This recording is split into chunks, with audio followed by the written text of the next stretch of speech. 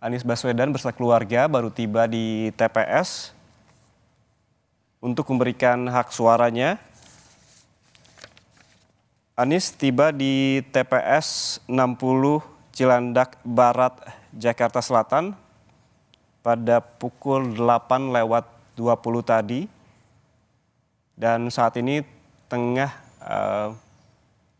memeriksa surat suara, masing-masing surat suara sebelum akhirnya akan menuju ke bilik suara untuk melakukan pencoblosan ataupun memberikan hak suaranya.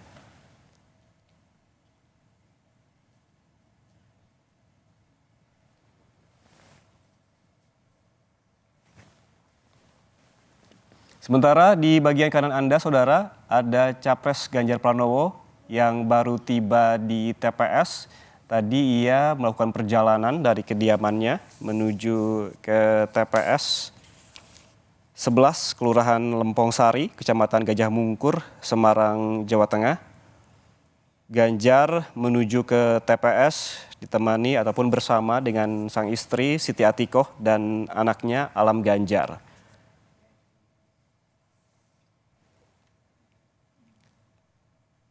TPS 11 tempat Ganjar akan memberikan hak suaranya atau pencoblosan ini berada di samping rumah mantan Wali Kota Semarang sekaligus Ketua DPC PD Perjuangan Kota Semarang, Hendrar Prihardi. Sebelum menuju TPS, Ganjar sempat memberikan keterangan kepada wartawan terkait proses nanti pencoblosan yang akan ia lakukan. Ia berharap semuanya akan berjalan dengan lancar karena memang dari kediamannya menuju ke TPS ini melakukan perjalanan dengan mobil dan nanti juga pencoblosan ia bersama keluarga berjalan dengan lancar mulai dari memeriksa surat suara, menuju ke bilik suara untuk melakukan pencoblosan hingga memasukkan surat-surat ke kotak suara hingga pencelupan tinta di jari sebagai tanda ataupun simbol telah memberikan hak suaranya.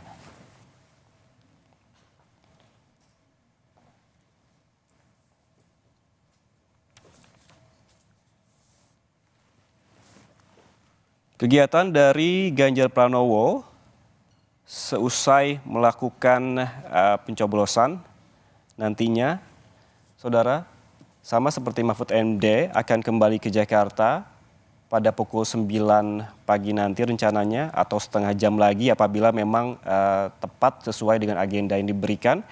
Dan pukul 10 akan menuju ke kawasan Kebagusan di kediaman Megawati Soekarno Putri. Saat ini Ganjar bersama keluarga tengah duduk mengantre sebelum akhirnya nantinya akan memeriksa surat suara. Begitupun Anies Baswedan saat ini tengah duduk bersama keluarga sebelum melakukan pencoblosan di bilik suara. Tadi Anies juga sempat memperlihatkan kartu identitas ataupun KTP kepada warga yang hadir di sana sebelum ia menghampiri petugas untuk sebelum akan melakukan pencoblosan nantinya.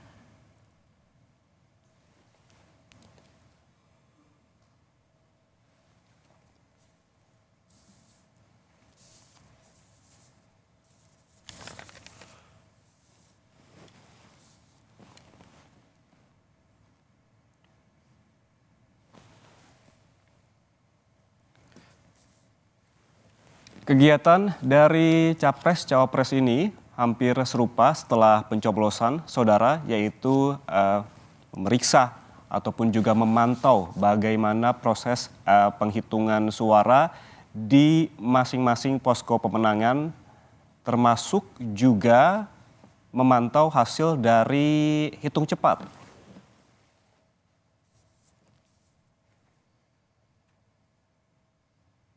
Nah, seperti saat ini yang Anda lihat, Saudara, di layar kaca, keluarga Anies Baswedan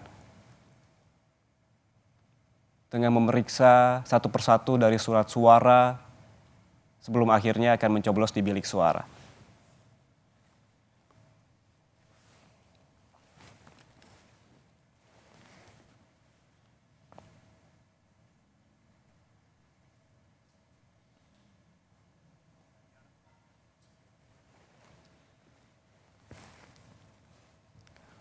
Sementara di bagian kanan layar kaca Anda, Saudara, Ganjar Pranowo masih berjalan kaki menuju ke TPS.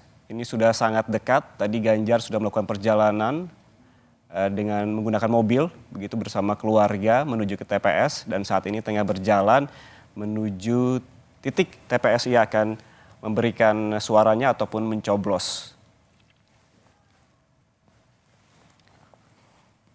Ganjar Pranowo, Saudara, akan mencoblos di TPS 11 Kelurahan Lempong Sari, Kecamatan Gajah Mungkur, Kota Semarang, Jawa Tengah.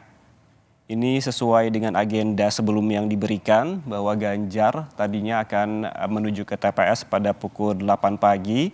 Namun ini Ganjar baru tiba di TPS pada pukul 8.31 karena memang tadi sempat melakukan kegiatan lain seperti makan bersama keluarga, berdoa, dan juga menemui wartawan sebelum berangkat menuju ke TPS 11 Kelurahan Lempong Sari di Semarang, Jawa Tengah.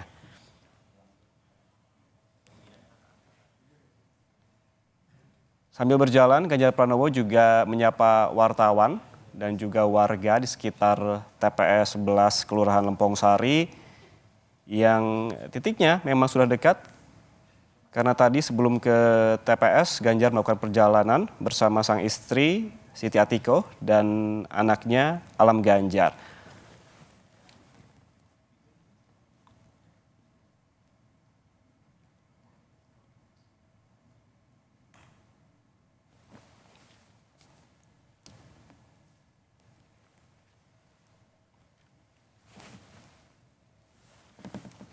Kita terus memantau, Saudara, pergerakan dari Capres dan juga Cawapres yang melakukan pencoblosan pada pagi ini.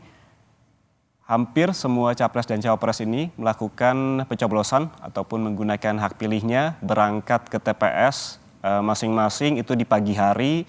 Bahkan kegiatan dimulai dari subuh terlebih dahulu sebelum akhirnya berangkat ke TPS masing-masing.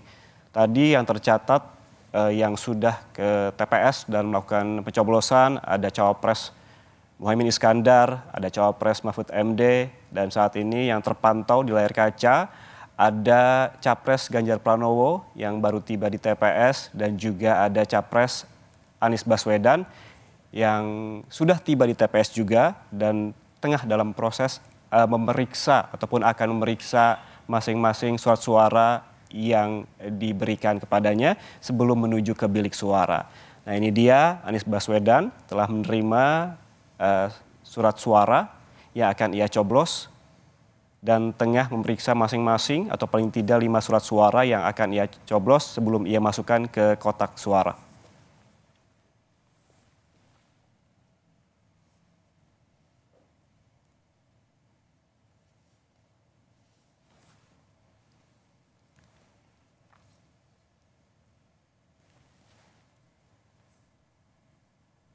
Ya, pemeriksaan surat suara memang penting untuk dilakukan seperti juga tadi yang dilakukan oleh Cawapres Muhaimin Iskandar dan juga Cawapres Mahfud MD untuk memperlihat satu persatu bagaimana surat suara ini apakah memang sudah betul, sudah layak begitu hingga akhirnya bisa dibawa ke bilik suara untuk dicoblos.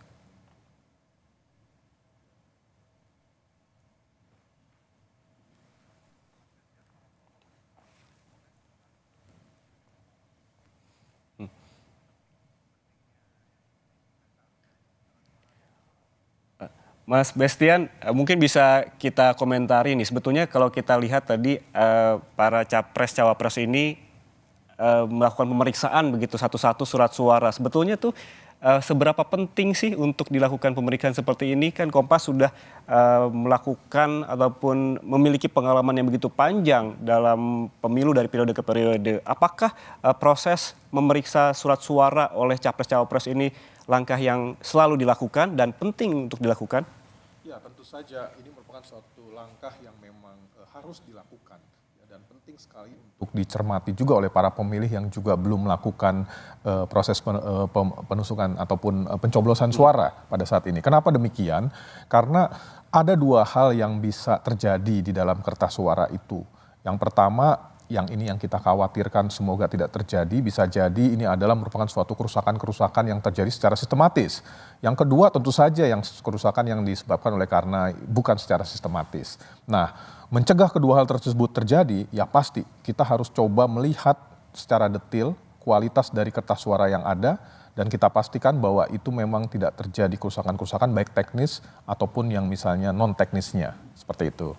Ya. Berarti memang bukan hanya capres dan cawapres yang memeriksa surat suara, tapi siapapun warga itu memang berhak ataupun memang sebaiknya memeriksa terlebih dahulu dari masing-masing surat suara, begitu ya Mas? Iya, benar sekali. Ya, kita sebagai pemilik hak pilih, ya, yang akan menggunakan hak pilihnya, dan kita percaya bahwa apa yang akan kita pilih nanti akan kita lakukan setelah kita melihat semuanya, prosedur maupun kertas suara yang kita akan tusuk itu benar-benar sesuai dengan yang sebenarnya. Lalu langkah seperti ini KPU sempat menyebutkan Mas Bestian bahwa menyarankan warga untuk tidak berlama-lama di TPS begitu untuk menghemat waktu karena ada keterbatasan dari waktu untuk pencoblosan begitu dari pukul 7 pagi hingga pukul 1 siang begitu ya. Sehingga warga ataupun masyarakat disarankan untuk tidak berlama-lama di TPS. Kemudian apakah proses memeriksa ini juga justru dalam tanda kutip jadi tidak menghemat waktu?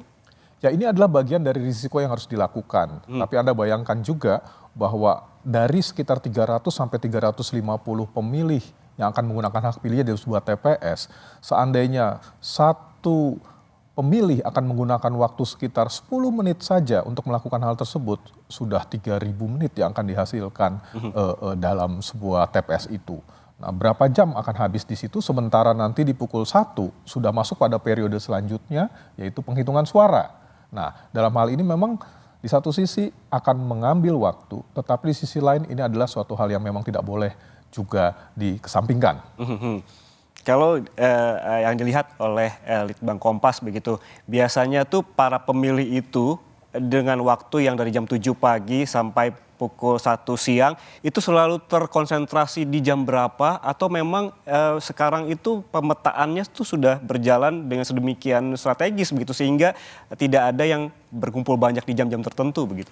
Ya, kalau kita cermati ketika TPS dibuka pukul 7 sampai dengan pukul 12 katakanlah seperti itu, jam-jam tersibuk adalah pukul 8, ya, 8 sampai 9 seperti yang dilakukan oleh para calon presiden dan pasangannya kali ini. Nah, selanjutnya sampai dengan jam 10 itu relatif mencapai posisi 8 sampai 10 itu posisi puncak, dan setelah pukul 10 sampai 12 itu cenderung menurun. Gitu. Oke, ini tampaknya Mas Bestian masih banyak PR yang harus dikerjakan pada hari ini, masih panjang. Ya, begitu. panjang sekali. Dari mulai pencoblosan nanti juga akan ada quick count, besok juga ada, nanti malam ya ada exit poll juga yang keluar data-datanya begitu komplit yang dilakukan oleh Litbang Kompas. Ya, paling tidak kan ada 3 proses yang kami lakukan. Pertama adalah kita sudah menyelesaikan sepanjang 5 tahun ini yang namanya survei pra-pemilih, dan kita sudah tuntaskan itu. Kemudian yang kedua hari ini, dan yang ketiga hari ini juga kita harus tuntaskan, kita melakukan yang namanya hitung cepat dan juga melakukan exit poll. Akan kita cermati semuanya hasilnya nanti setelah pukul 3 sesuai dengan waktu KPU, 2 jam setelah tuntasnya penghitungan suara. Nah, kita bisa lihat nanti hasilnya untuk exit poll dan untuk quick count sendiri yang akan dipublikasikan juga di Kompas TV, Kompas ID, dan juga Kompas produk lainnya, termasuk media sosialnya tentunya. Dan kemudian exit poll, Anda bisa melihat juga di situ, menarik sekali melihat kenapa orang memilih, apa dasarnya, siapa yang dipilih. Pemilu ini oleh Kompas punya komitmen untuk menempatkannya sebagai pemilu yang berkualitas dan juga mencerahkan. Selalu digarisbawahi ya. Selalu digarisbawahi. Bestian, mencerahkan gitu. Mencerahkan, berkualitas dan juga berkualitas. mencerahkan. Kemudian secara teknis apa yang berbeda yang dilakukan oleh tim dari Litbang Kompas terutama yang di lapangan, mengingat saat ini tuh teknologi lebih maju, ada smartphone juga dan juga bahkan untuk rekapitulasi nanti akan ada sirekap dari KPU begitu, tentunya Kompas juga memiliki teknologi-teknologi lain yang yang canggih begitu, mengingat ataupun dibandingkan dengan pemilu-pemilu di periode sebelumnya. Apa yang membedakannya terutama di teman-teman di lapangan? Iya, pada kali ini juga kami melakukan suatu proses pemantauan langsung, bukan hanya dalam konteks penghitungan cepat, tetapi yang namanya hitung langsung. Ya, itu yang dilakukan dari nanti masing-masing TPS yang terpilih.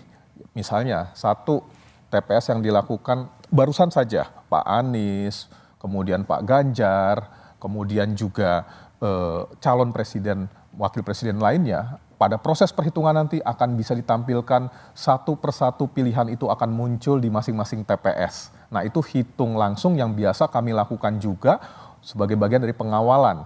Nah, itu pun juga kami lakukan di wilayah-wilayah yang tidak terjangkau. Anda bisa bayangkan bagaimana di kawasan Sangir Talaut kita punya orang yang memantau langsung prosesnya dari waktu ke waktu. Kemudian di Natuna kami punya, di Pulau Rote kami juga punya, di perbatasan antara Malaysia dan Indonesia kami juga punya tenaga di sana yang akan melaporkan secara langsung di masing-masing TPS yang terpilih itu. Bukan hanya untuk hitung cepat saja tetapi hitung langsung. Setiap penambahan suara dari satu persatu pemilih pada saat proses penghitungan dapat dilihat secara langsung di sana. Ya, itu yang menjadi suatu sisi kelebihan yang mungkin menjadi bagian juga bagi kami untuk melihat proses pengawalannya bukan hanya tingkatan TPS secara keseluruhan, tapi secara detail di masing-masing TPS yang terpilih itu. Ini kalau kita lihat dari tadi Mas Bestian bahwa memang petugas ataupun tim dari Litbang Kompas bukan hanya ditempatkan di tempat-tempat yang mudah kayak seperti di Pulau Jawa ataupun Sumatera, tapi juga ditempatkan di lokasi yang terluar dan secara akses juga sulit. Membutuhkan berapa banyak orang ataupun tim ataupun juga petugas yang disiagakan dari tim Litbang Kompas di daerah-daerah terutama memang sebarannya hingga ke lokasi ataupun titik-titik terluar dan juga tersulit secara akses. Iya, sampai saat ini kami memiliki sebanyak 2.700 orang yang melakukan proses pemantauan pemilu ini. Khususnya ada 2.000 orang yang memantau TPS, kemudian ada sekitar 400-an orang yang berada di belakang layar yang mencermati itu sebagai orang yang mengkonfirmasi ulang, kemudian menvalidasi, kemudian memasukkan, kemudian merekapitulasi kembali hasil-hasil tersebut, dan yang terakhir adalah tenaga-tenaga peneliti yang siap untuk menginterpretasikan ataupun menyajikan apa yang terjadi dari hasil analisis kami. Jadi 2.700 orang tersebar di seluruh Indonesia, baik di wilayah yang sulit, wilayah yang mudah, wilayah yang terjangkau maupun wilayah yang sulit untuk dijangkau. Itu bagaimana mengkoordinasikannya, Mas? Itu kan 2.000 lebih orang tersebar di berbagai daerah, itu menghimpun datanya itu secara keseluruhan itu secara teknis ya, itu bagaimana? Apakah juga menggunakan jaringan internet? Karena memang kalau kita lihat di tempat-tempat yang secara akses sulit, jaringan-jaringan internet itu sulit untuk didapatkan. Ya, tentu saja ada beberapa alternatif teknologi yang kami gunakan. Ya, inilah yang menguntungkannya situasi sekarang ketika makin lama makin baik, makin maju dan makin berkembang dari sisi pemanfaatan teknologi itu sendiri. Nah, untuk wilayah-wilayah yang sulit pun juga ada beberapa alternatif yang biasa kami gunakan.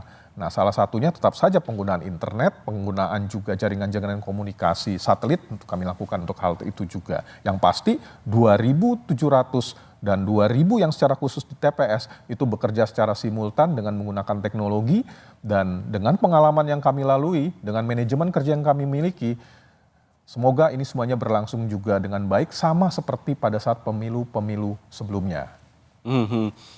Artinya dengan menyebarkan lebih dari 2.000 orang itu ada yang boleh dilakukan dan apa yang tidak boleh dilakukan. Artinya ada do and don'ts yang harus ditaati oleh tim Litbang Kompas yang berada di lapangan. Iya, tentu saja itu adalah standar prosedur yang memang melekat pada setiap pekerja ataupun juga rekan-rekan kami yang berada di seluruh TPS pemantauan kami di Indonesia ini. Nah, ini memang sudah menjadi suatu tradisi yang kami jaga, apa yang harus dilakukan dan apa yang tidak boleh dilakukan. Tetapi yang pasti yang di sini harus yang kita pegang bahwa kerahasiaan pilihan dari masing-masing orang itu tetap kami pegang sesuai dengan asas pemilu itu sendiri. Kami tidak mau masuk pada wilayah-wilayah itu karena persoalannya ketika kita masuk pada wilayah itu berarti kita melanggar komitmen kita sendiri untuk menjaga pemilu yang berkualitas tadi. Lalu bagaimana Mas Bestian menerapkan aturan-aturan itu agar tetap ditaati, apalagi terkait dengan kerahasiaan ya, itu sangat sensitif sekali. Bagaimana agar disiplin itu ada di masing-masing tim litbang yang ada di lapangan? Ya, kami memang telah terbiasa melakukan hal tersebut dari rangkaian survei-survei yang kami lakukan sebelum-sebelumnya, termasuk pengumpulan tenaga, kemudian bagaimana mekanisme komunikasinya, kemudian apa yang harus dilakukan, apa yang tidak boleh dilakukan, kemudian menjaga kerahasiaan dari segenap jawaban ataupun juga respon yang dilakukan oleh para interviewer ataupun para pemilih yang ada di seluruh Indonesia. Nah, mekanisme itu dilakukan secara berjenjang dan kami terus-menerus melakukan suatu proses pelatihan. Ya. Dan memang inilah yang menjadi keutamaan dari pekerjaan ini, yaitu bagaimana kredibilitas itu tercapai ketika